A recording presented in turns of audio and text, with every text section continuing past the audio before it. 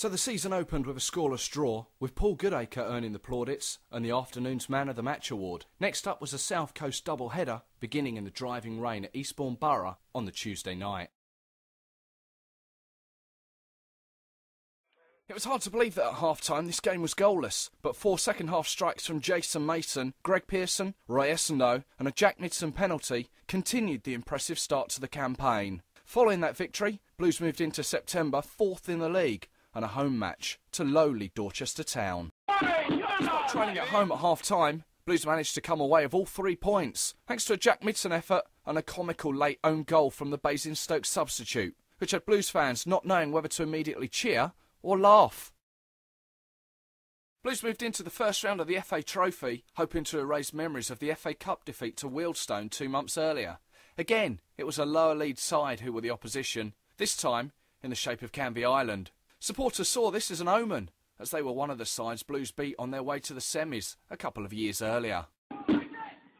Following the mauling of Cambridge City, Blues faced Braintree, again looking to end the hoodoo that had seen them lose home and away last season, and also 6 days previous. A large Blues contingent fought off the New Year's Day hangovers and made the short journey into Essex and packed out the away end, hoping for that elusive win.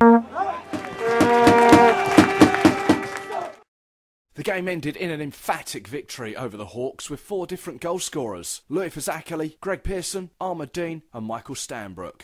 And it quickly put to bed any memories of the recent loss to Braintree. And Louis Fazakerley earned his 3rd Man of the Match award. This result pushed the Blues up a couple of places to 6th in the table. Having beaten Hampton and Richmond in the second round, the Blues were drawn at home to former league side Halifax Town in the FA Trophy. It's a competition that has always had a lure about it for the Blues. Having won it in '81 and reached the semi-final only a few years earlier, they were looking for a cup run following the disappointing exit in the FA Cup earlier in the year. With 8 goals to his name this season, this game was to be the last in a Blues shirt for Jack Midson before he made the step up a league to join Histon. At half-time, 4 down just before the hour. It just wasn't Blues night on a bitterly cold evening, with the Shaman clearly showing their class. It could have been all so different had Roy Essendon scored early after beating the offside trap. Armour Dean scored a 90th minute penalty to show the scoreline had some respectability about it, but the fact of the matter was the dream was over for another year and it was back to the league for the Blues at the week. An entertaining game, which despite the scoreline wasn't as clear-cut as it may have seemed. Goals from Tom Champion, Tom Williamson, Armour Dean and Danny Harris, but the Blues 4-2 up at half-time. A second-half effort from Man of the Match Louis Fazakerley made it 5-3 to the Blues.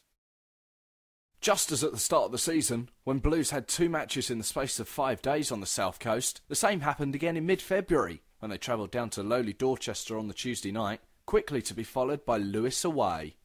Get it over! This result meant that the last game of the season only had pride to play for. Beaten by Welling United, Blues saw their playoff hopes extinguished. Not even a 26-minute goal by Sierra Leone international Ahmed Dean could rally his comrades as United went on to win by 2 goals to 1. It was left to top scorer Greg Pearson to salvage a point in the last game of a long season. One that at times had seen Blues as real playoff contenders, but frustratingly ended with a 10th place finish.